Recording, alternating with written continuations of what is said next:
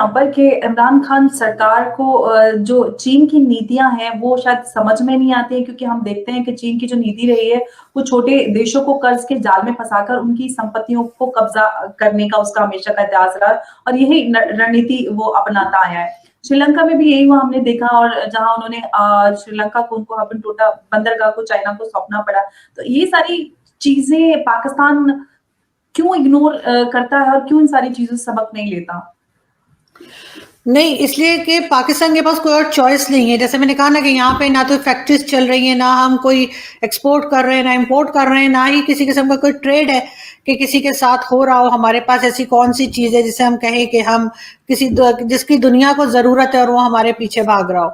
ऐसा कुछ नहीं है और इस चीज़ के ऊपर कभी काम नहीं किया गया। थोड़ा बहुत नवाज शरीफ साहब के टाइम पर हो रहा था क्योंकि वो खुद एक बिजनेसमैन है और वो बिजनेस रन करते रहे, उनकी फैमिली बिजनेस है, तो इस वजह से उनका थोड़ा बहुत इधर इंटरेस्ट था, तो वो ट्रेड के ऊपर भी काम करते थे और दूसरी चीजों पे भी। लेकिन इमरान खान का ऐसा कुछ नहीं है, उनका सिर्फ एक क्रिकेट कैरियर है और उसके सिवा कुछ नहीं। तो जाहिर है उनको तो जो उनके आसपास लोग हैं, हमारे यहाँ तो पॉलिटिशियंस को वाह सुनने की आदत होती है ना, क्रिटिसाइज तो कोई कर ही नहीं सकता। जो करेगा वो पार्टी से बाहर जाएगा। अभी भी रिसेंटली भी उन्होंने अपने एक पार्लियामेंटेरियन को जो है वो शो कॉज नोटिस इसीलिए दे दिया कि उन्होंने कुछ क्रिटिसिज्म कर दिया था असेंबली में खड़े होके। तो जाहिर है जब हर चीज को इतना लाइटली लेंगे तो चाइना का तो काम ही है कि वो कर्जे दे देता है, उसके पास है पैसे, लेकिन उसके बाद उसको वापस लेना भी आता है। और हमने आरज़ू एक बात और है कि श्रीलंका को जब चाइना ने बर्बाद किया, तो भारत ने हाथ बढ़ाया उनके मदद के लिए और 90 करोड़ डॉलर की सहायता भेजी और राशन, अनाज और जो भी हो सकता था उसकी आर्थिक मदद की। लेकिन पाकिस्तान सरकार ने तो भारत से दुश्मनी की हुई है। ऐसे में अगर पाकिस्तान में भी श्रीलंका जैसे हालात बन जाते हैं, तो किस तरह वो उसकी पाकिस्तान की मदद के लिए कौन आगे आएगा? नहीं, पाकिस्तान के मेरा नहीं ख्याल कि उस तरह के हालात हो जाएंगे। ये कहीं ना कहीं से कुछ उसको कंट्रोल करने की अभी भी कोशिश कर रहे हैं और करेंगे, क्योंकि यहाँ से बहुत लोग बोल भी रहे हैं, सब है। लेकिन अगर इस तरह के हालात इनकेस अगर होते हैं तो जाहिर है कि इनको सबसे पहले जो पॉलिटिशियंस है वो तो भाग ही जाएंगे, आम पब्लिक रह जाएगी। और आम पब्लिक के साथ वही होगा जो अफगानिस्तान में किया जा रहा है कि कभी कहीं से एड आ रही है, कभी कहीं से आ रही है। लेकिन खैर पाकिस्तान मेरा नहीं ख्याल कि उस जगह पे पहुंचेगा। पाकिस्तान उससे पहले ही पाकिस्तान के जो पॉलिटिशियंस हैं, जो एस्टेब्लिशमेंट है, उनको अकल करनी चाहिए और करेंगे, और उससे काफी पहले जो है रुक जाएंगे। भारत के साथ तो जाहिर है कि सारी सारी जिंदगी लड़ते हुए हो गया इनको, और इसी के ऊपर इनकी रोटियां चल रही हैं, इसी पे इनके कॉर्नर के प्लॉट आ रहे हैं, इनकी बाकी प्रॉपर्टीज आ रही हैं, बाकी सारे जो कहना चाहिए डीएचए बन रहे हैं वो इसी भारत दुश्मनी पर ही बन रहे हैं। तो अगर भारत के साथ हमारे टर्म्स अच्छे हो जाते हैं तो ये सारी चीजें बंद हो जाएंगी, जो कि एक काफी बड़ा ग्रुप ऐसा है जो नहीं चाहेगा कि ऐसा कुछ हो, क्योंकि जाहिर है उनकी उनकी दुकानें वही, उनका बिजनेस यही है।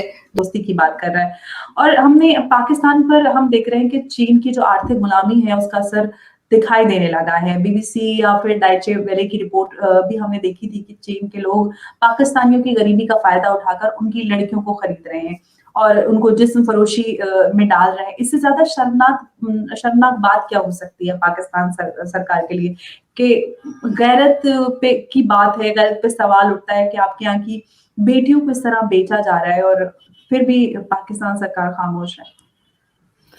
बिल्कुल, इसके ऊपर तो खैर पाकिस्तान सरकार यही कह देगी कि जी ये कोई फेक न्यूज़ है और इसके ऊपर काम कर रहे हैं और ये अभी हमें सही से पता नहीं चला, ये कह के ये अपने आप को बचा सकते हैं। लेकिन फिर भी इसके ऊपर मेरे ख्याल है बहुत स्ट्रिक्टली, ना सिर्फ गवर्नमेंट को बल्कि जितनी एनजीओज पाकिस्तान में हैं जो इसके ऊपर काम करती हैं वुमेन राइट पे और बच्चों पे और इस किस्म की, उनको जरूर एक्शन में आना चाहिए। अगर गवर्नमेंट नहीं कर रही तो इन एनजीओज का काम है कि वो चेक करें कि क्या हो रहा है और इसको जो है पूरी तरह से इन्वेस्टिगेट करके, और इसकी डिटेल्स जो है उनको चाहिए कि ये इंटरनेशनल फोरम पे लेकर आए ताकि इस चीज को रोका जा सके। विस्तारवाद या एक्सपेंशनिस्ट रही है, उसकी नियत पर दूसरे देशों की जो हमेशा से हम जो बात करते हैं कि संसाधनों पर, उनकी जमीन पर कब्जा करने की हमेशा से रहती है।